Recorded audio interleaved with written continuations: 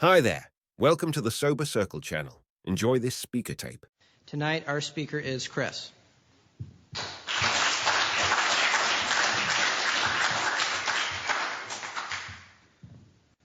Hi, my name's Chris. I'm an alcoholic. Hi, Chris. Thanks, Dave, for asking me to do this. I always get nervous doing this, but I really enjoy doing it. And the reason I enjoy doing it is because anytime I get an opportunity to tell the truth about myself and share my experience, I don't know necessarily if it helps anybody else, but I'm the one that enlarges my spiritual condition, and I'm the one that gets something out of it. So I always enjoy doing this. In the family afterwards, it says something to the effect that cling to the thought that in God's hands our dark past is our greatest possession, and that is the key to helping other people. And so that's my mission when I talk is to share a little bit of me and exactly where I came from and what happened and how I got sober and what it's like today. And when I can stay on course like that, I'm the one that benefits from it. Welcome to the new guys. A little bit of what it used to be like. I started drinking when I was very young. The first time I drank half a fifth of Jack Daniels, and I passed out, and came to the next day and swore that I would never do that again. And I didn't for a week or two, and then I did it again. I had the disease of alcoholism prior to ever picking up that first drink. The doctor's opinion talks about being maladjusted to life and that we're in full flight from reality and outright mental defectives. Some of us to a certain extent and others to a great extent. And I was one that had that to a great extent. Also, it talks about that there were some of us that were normal in all respects except for our reaction to alcohol, that we were seemingly able, intelligent, friendly people. That wasn't me. I wasn't seemingly able, intelligent, or friendly. I had the disease of alcoholism, and alcohol gave me relief from the stuff that was going on inside my head. A lot of times I hear people talk about how, they never fit in and they felt alienated and apart from and separate than and inferior to and so forth. I felt all those things, but early on, the alcohol was just relief from the nuttiness in my head. It didn't make me feel a part of. It didn't make me feel as equal to or as good as. It did later in my drinking, but early in my drinking, it was almost as if it was in essence preserving my sanity. I mean, it just gave me enough relief from the underlying causes and conditions in my life to just take a little bit of the steam out to where I could continue to live. And I believe that my guess is if I didn't have the alcohol, that I would have just gone over the edge. I mean, it would have been like a pressure cooker. I mean, it just would have kept building and building and building until I snapped. And alcohol gave me relief from that and prevented me from snapping. The majority of my early drinking was two different types of drinking. One was to capture the buzz, and the other was to drink to oblivion. And in a lot of cases, I drank. My goal was to drink to oblivion. But after just a few years of drinking, I started to notice the loss of control. There were nights where I had intended on going to a kegger in high school and just drinking 7 or 8 or 9 beers, and then I'd come to the next day and had blacked out the entire night before. I had no intention of getting hammered. All I had was the intention of catching that buzz and maintaining that buzz, and then coming home and getting to bed and getting up the next morning and getting on with my life. So I early on recognized that I had the loss of control. And deep down inside me, I knew that there was something wrong with that picture. I mean, the first time that happened, or the first time I recognized that happened, there was something inside me that was like, this isn't quite right. But it was easily pushed aside to continue on. I started getting into trouble periodically with my drinking. I started getting minor impossessions. I got DUIs early on, and I was a runaway. I ran away from home. I'd get I'd drink to excess and run away from home, and I'd make it out to Idaho or to Eugene or somewhere, and then I'd sober up and feel guilty and call my parents, come home, so little by little, the drinking, I was starting to have a little bit of trouble right off the bat with my drinking. And my drinking career is only 11 years long, but for whatever reason, it just progressed very rapidly. I mean, I don't think I ever even started in the early stages of alcoholism. I mean, I started right in maybe in the middle stages, or, I was a blackout drinker from the very beginning.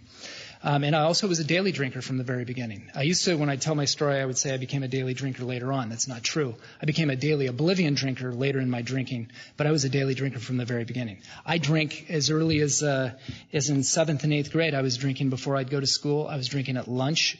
We'd cross a field over to a buddy of mine's house, drink 3 or 4 beers, and 3 or 4 beers to a 7th grader was just the perfect level, to come back and face school. And I ended up, I went to Jesuit High School and was kicked out of Jesuit High School my senior year, 6 weeks before I graduated, and for drinking-related stuff that I had done, and that wasn't my first experience of law. I had already had some encounters with them as a result of my drinking. And most kids that have the rebellion in them rebel against their parents by maybe spiking their hair or painting their hair a color, or tattoos and earrings and nose rings and other piercings and so forth.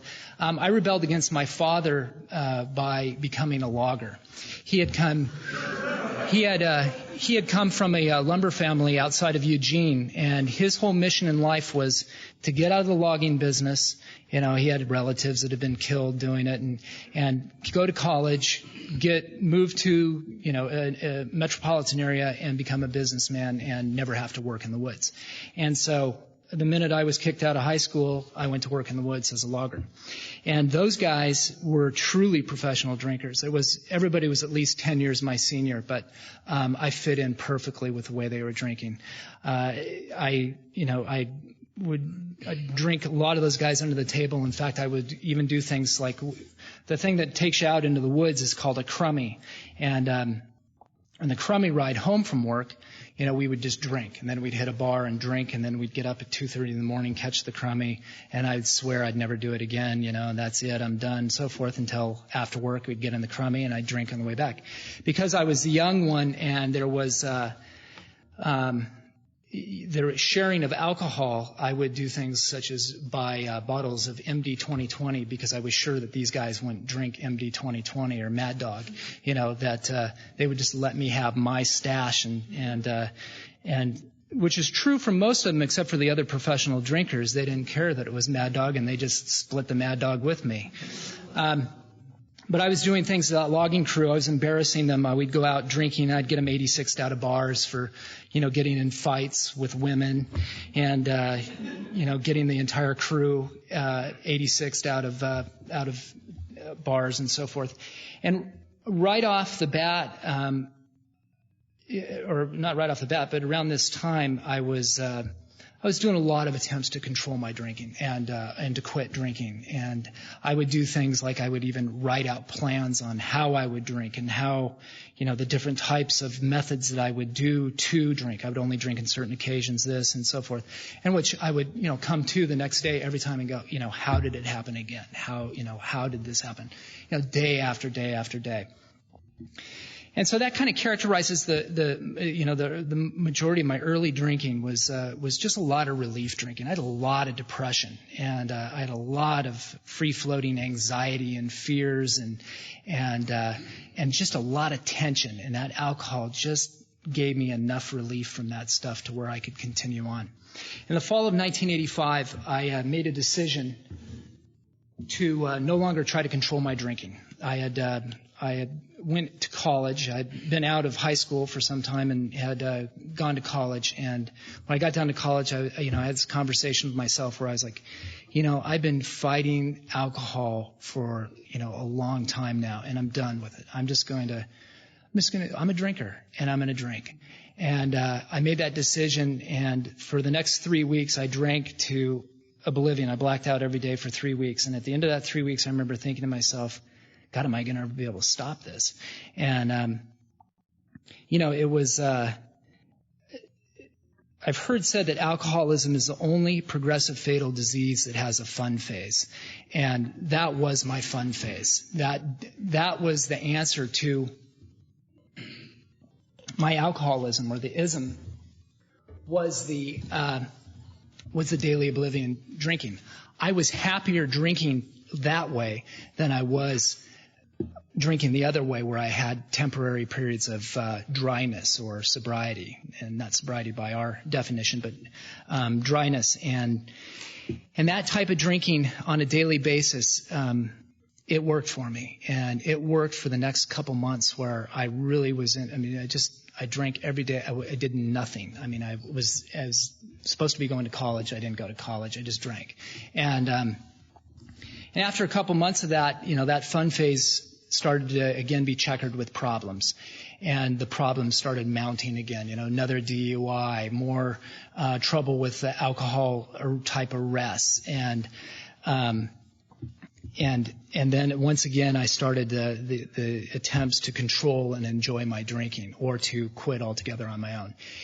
But at this point, somewhere in there, I had crossed over another line. I crossed over a line where at one time I might be able to back it off a little bit for at least a few days. Now I couldn't even back it off for a day. I would get up in the morning, from the night before, after experiencing some sort of humiliating, degrading, shameful type of thing that I would do when drinking. I'd get up the next morning sick and shaky and sweaty, and swear that, that's it. I'm done, and sincerely mean that I was done. This is it. I'm absolutely through with drinking. And only to just hours later, as soon as I just start feeling a little bit better, I'd be drinking again. Sometimes it was just a matter of screw it, I'm drinking. Or it was, sometimes it was, preceded by this thinking that would happen, well, maybe if I only drink, this way, or if I only drink this type of alcohol, or if I only do this. And it was almost as if a light bulb would go off in my head, and it would be like, yeah, well, that's the solution. If I drink a glass of water in between each vodka Collins, then I won't drink as much and I'll be okay. And, the only thing that ever did was it just expedited me wetting the bed earlier in the night than, later. So in June of 1986, I went out on a normal drinking night and came to the next morning once again, full of shame and guilt and remorse, which shame, guilt, and remorse is something I lived with my entire drinking career, regardless of whether I had done anything the night before. Something about maybe just committing suicide slowly through the drinking maybe was, I don't know why. I just had it, though. I had guilt, shame, and remorse every morning I woke up. And I woke up, or came to, in June of 1986, once again having done some horrible thing the night before, piecing the night together, and oh God, I did that again. And so I decided, I was living in Ashland, Oregon at the time, and I'm originally from Portland, and I decided what I need to do is I need to wean myself off of alcohol. And I was scared to death that I would get the DTs, because the quantity I was drinking, and there had been one day in the previous 12 months where I hadn't drinking to excess. And so I got out on the freeway and hitchhiked up to Portland, and my plan was to go from 5 beers to 3 beers to 2 beers or something like that, and then completely get off. Well, the third day of detoxing, I just went out of control. My head was out of control. I was, I would get these. This was fairly common when I was going through withdrawals, but I would get this weird organ music in my head, and then I'd get a little voice behind me that go, "Chris," and I'd turn around, and nobody would be there. In fact, I thought for a long time that everybody that had a hangover got voices and organ music. I thought it was actually a part of just having a hangover. I didn't realize that was part of alcohol withdrawal.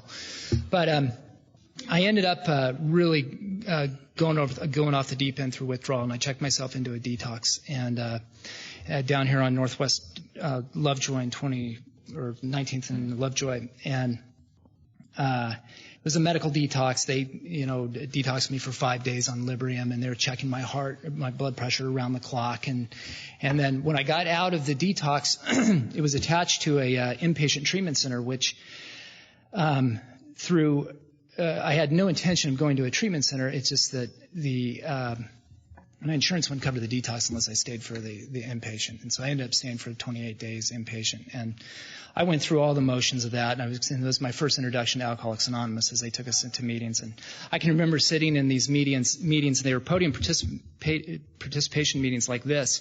And I remember guys, sauntering, so it seemed, up to the podium to kind of lay on the wisdom and pontificate. And they'd slam the book up here. And I'd sit out there and, they'd say, if you want what we have, and they'd flash the book around and so forth. And I can remember specifically thinking that I have to drink. I like the person I am when I'm drinking. I'm the person that I've always wanted to be with a certain amount of alcohol in my system. 10 drinks made me feel like what I thought everybody else felt like normally. I didn't like who I was when I wasn't drinking. And these guys were preaching abstinence. And I didn't hear anything. They may have been saying a lot of other things. I mean, I had selective hearing, I'm sure, too. But I just, I was at that place where I couldn't imagine life with alcohol, and I couldn't imagine life without alcohol. And anyway, soon after that, I was drinking again. And I drank for about 7 more months after that. And now I was going through all sorts of stuff. I mean, my tolerance level had fallen. I used to have this tolerance where I could drink 15, 18, 20 drinks and still be coherent. I slurred a little bit, but I was still functioning. And now there was times where on my 5th drink, I'd go into a blackout. And I didn't know what was going to happen. I didn't know. I used to be able to gauge it. I could get to 14, 15 drinks. And then I got into trouble, but at least I had the enjoyment of the first 14 or 15 drinks. Now it was just a roll of the dice every time I picked up a drink. And in that last 7 months, I tried everything that I could to quit drinking and to control drinking. And I tried all sorts of different methodologies, self-help books. I tried reading the big book. I tried, on my own at home. I tried all sorts of methods, and all of them had failed. In January of 1987, I did 8 days in Jackson County Jail for my 3rd DUI, and I got out of the Jackson County Jail. I was out in the streets of Ashland, and I got arrested one more time. When I was arrested, the police department, who knew me on a first-name basis, and took me aside and said, Chris, you've got a hell of a drinking problem. You've got to do something about this. This is ridiculous. You've got to do something. And they said, go see this guy, Joe. Joe's an expert on alcoholism. And I thought, well, okay, thanks, and I went on. And before I go there, I also want to say this. One of my geographics about 3 months before that, in this period where I was really was up to Alaska. I got a job on Hecata Island, which is several hundred miles outside of Ketchikan. It's a dry logging camp. So it's a float plane ride away from any liquor. I mean, you have to take a plane to get there. And after 3 weeks of being in this logging camp, some guy showed up and had smuggled a bottle of whiskey into the logging camp. And they said, you want a drink? And of course, mine was like, well, it's been 3 weeks, so I'm probably not an alcoholic. And, grabbed the bottle. I started taking some gulps out of it, and they grabbed it from me and said, hey, we got to make that last. And I had thought that they meant we were going to drink the bottle. So I'm a float plane ride away from Ketchikan, Alaska, and the phenomenon of craving kicks in. And I came out of my skin out there. Next morning, I caught a float plane into Ketchikan, went straight to the Forecastle Bar, which is this famous bar in Ketchikan where like the loggers and the fishermen gather to drink and fight. And I went in there, and I went with this guy who came from the logging camp with me. He had like 3 drinks in me and turned to me and said, so you think you're pretty badass, don't you? And he was ready to fight after 3 drinks. But anyway, I ended up in jail. That night, and to make a long story short, they threw me in a holding cell with a couple other guys, and I was on the bottom bunk in this holding cell, and when I came to in the morning, the guy on the top bunk was leaning over, looking at me, and I opened my eyes, and he's like, hi, I'm so-and-so from Alcoholics Anonymous. And I've got 30 days sober, and I'm in here making my amends. And all I can remember is like, oh, my God, I can't get away from these people. In Ketchikan, Alaska, this guy's trying to 12-step me, my cellmate. But anyway, so I was being arrested by the Ashland Police Department, and they said, go see this guy, Joe. The following day, I was walking down the street, and there was one of these, these preachers, these corner preachers that stand and babble scripture in Ashland. And his name was Monty. I knew him because I'd seen him in jail a few times. And so as I was coming by him, I said, hey, Monty. And he goes, hey. And then he babbled some scripture at me. And I walked about 10 more feet, and I said, if I was one of those AA people, and I actually believed in God, and I believed that there are no coincidences like they talk about in Alcoholics Anonymous, what he said almost duplicates what the police department said last night, go see this guy, Joe. And then I thought, well, what if for once in my life I just give it a shot? What if I say, yeah, there are no coincidences, that this, scripture reading, babbling guy on the corner, actually, there is a message between the police department and these two guys. And I thought, yeah, I have nothing to lose. I'll give it a shot. So I went up to go see this guy, Joe. Initially, he didn't want to see me because he knew who I was. And his secretary said, well, what do you want to see him for? And I said, well, I want to see him about a drinking problem.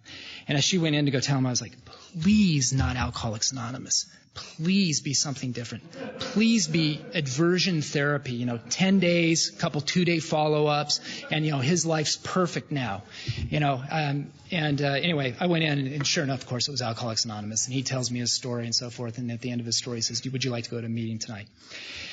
And for some reason, I felt an obligation, since I did ask him for help, to go to that meeting, and I went to that meeting, and those people, every single person that shared told a little bit of what it used to be like, what happened, what's like now.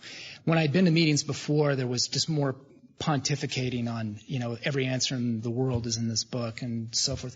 Not that I disagree with that. I just didn't understand it as a new person. I understood when people talked about the way they drank and the way they felt, and now they were sober. And I walked out of there with some hope. I had so much hope that I didn't drink the entire next day. And that was something that I hadn't done in a long time. Gone a full day without drinking, other than being incarcerated. I drank after that because I didn't come back to Alcoholics Anonymous. And on February 4th of 1987, I went out one more time to prove that I could control my drinking. And I went out and was going to only have 10 drinks. And the guy I was drinking with was late. I drank 9 drinks before he even showed up to my house to go down to the bars to start drinking. And we went out, and I did my normal routine. I was in and out of a blackout. I had one hand over my eye because I was seeing double, and I ended up attacking a bartender at a bar where I just secured a job as a bartender. Like an hour or two earlier, I was a shoo-in for this job, and he had cut me off, so I attacked him. He called the police, and one more time I was arrested, and which, I had been through many other events that were significantly more horrendous than this one arrest. But for whatever reason, something inside of me happened that night. And as they were arresting me, I knew I could not do this anymore. And that police officer was standing with his revolver next to me, and they hadn't cuffed me yet. And I thought, you know what? Grab that revolver and shoot him and flee. And then I thought, my next thought was, no, I get arrested for everything. I get caught, and grab his revolver and shoot myself. And before I could act on that, not that I know that I would. it may have just been a drunken thought, but there was something going on inside me. And they took me in, and they cuffed me and took me in, and they ended up later that night. They took me home and dropped me off, and I went in. I remember before I passed out that night, I remember thinking, I wonder if I'm going to feel this way in the morning, because that night I was done. Something had changed inside me. And when I got up in the morning, I still did feel the same way. I was absolutely through. I'd hit a bottom. I could not imagine living another day the way I'd been living. And death was a more attractive alternative than to keep on doing the life the way I'd been doing it. And I considered suicide, but being Catholic, there was some hesitancy there, and as well as I had a little brother that just idolized me, and I couldn't imagine him knowing that, his older brother did himself in. And so I prayed to a God that I wasn't even necessarily sure I believed in, and I said, please God, make this stop or kill me. And I also had the conscious thought at that time that if I have to believe in God, then I will. Because I knew in Alcoholics Anonymous there was a lot of emphasis on spiritual action and a higher power. And so in hindsight, looking back on that, what I believe is I always fundamentally had an idea of God or believed in God. It's just that I had denied God, And I came into Alcoholics Anonymous and I started doing the things that they told me to do in the 90 meetings in 90 days and getting a sponsor and working the steps and so forth. And the obsession to drink was lifted. I was somebody that lived in an obsession on a daily basis to drink and absolutely could not drink. And coming to Alcoholics Anonymous and taking some of the simple actions that they had suggested, that obsession was lifted. And so little by little I got sober and my life began to improve. However, alcoholism, the underlying causes and conditions, the things that were still there, the feelings of inadequacy and inferiority and the different than and this free-floating anxiety and this sense of impending doom and this depression all still were very much alive in my life. I was better, but I still had all that stuff. I got to 9 months sober, and I called a guy in the program, and I said, God, I'm coming out of my skin. I mean, I've got so much anxiety. I can barely function. And I've got so much fear. And I'm so depressed. And I've got this sense of impending doom. And he said something to me that probably is not an advisable thing to say to somebody with 9 months, but it was the exact right thing to say to me. And he said, what you have is beyond what Alcoholics Anonymous can take care of. You should go see a psychiatrist and get on some medication for this stuff. And I hung up the phone after that, and I was like, oh my God, I've been anesthetizing myself all my life.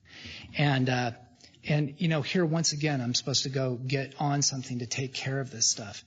And when I say this, I'm not anti-drug or anti-medication. I'm just simply sharing my experience. In fact, I get guys that call me once in a while and say, hey, do you think I should get on antidepressants? And I say, what I think is you're an idiot for asking a stockbroker medical advice. But what happened is I hit a bottom, and I made a decision that day. I hadn't done the steps yet. And I made a decision that I was going to go through the big book of Alcoholics Anonymous and work the steps exactly as they're outlined in the big book. And when I got to step 12, if I didn't get any relief from this, then I would do myself in. And so I started in on that 4th step. And I was extremely thorough in my 4th step. And I got my sponsor, and we got to reading it. And halfway through my 5th step, I went into the restroom, and one of the habits that I had all my drinking life was I would go to the mirror every time I was in the restroom, and I would either tear myself down or I'd build myself up. And it all originated somewhere from inside my gut or inside my soul. And it was just like, this is what's wrong with me, this is what's wrong with me, this is what's wrong with me, this is what's wrong with me.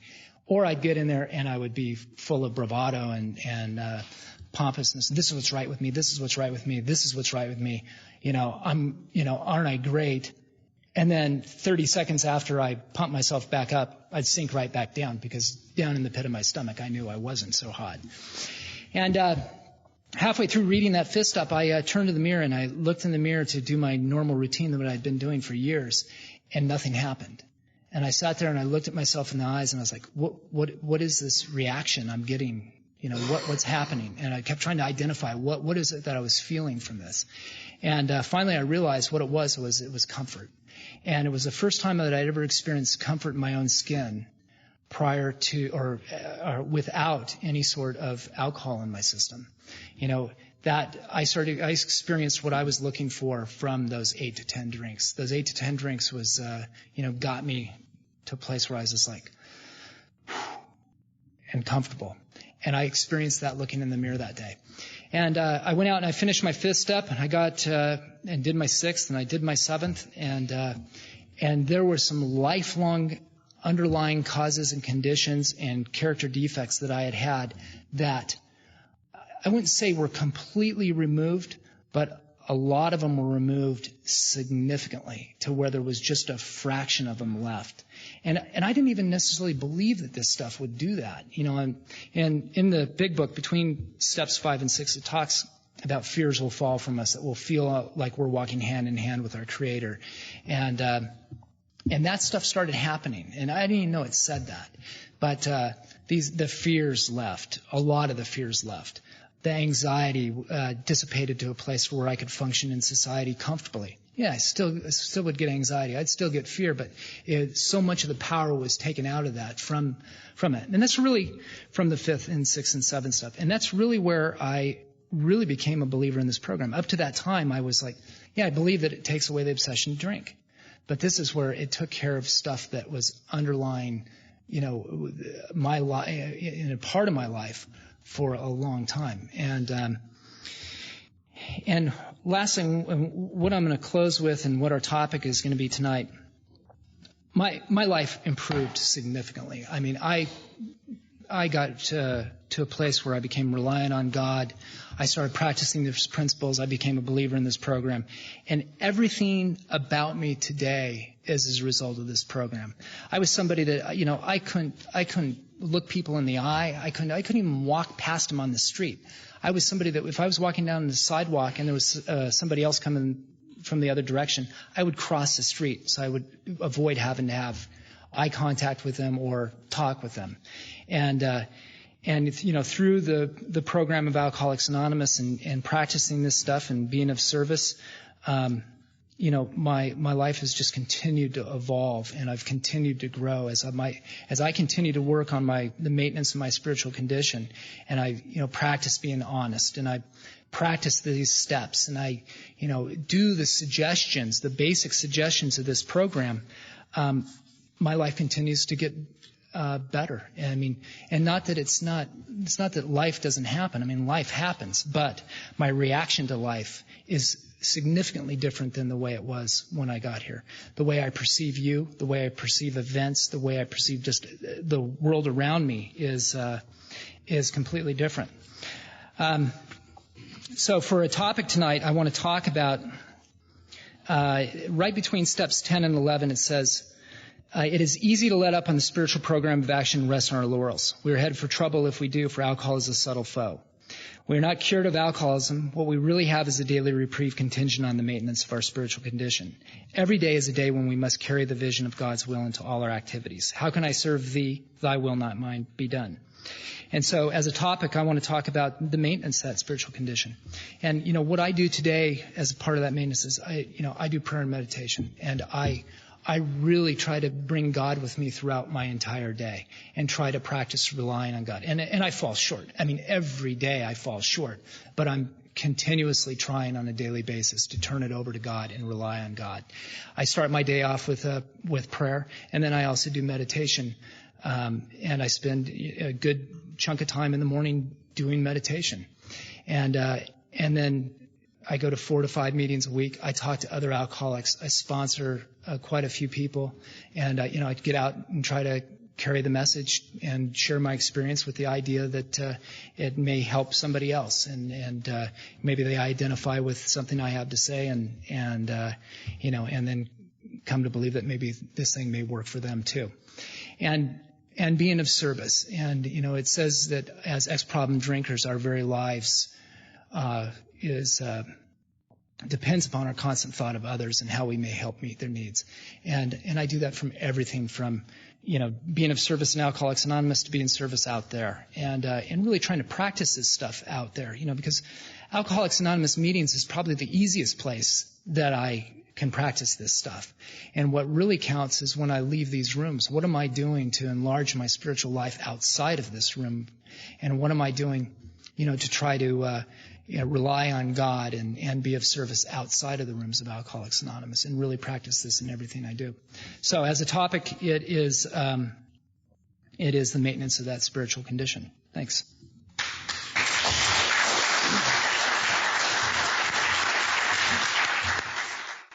Thanks for listening.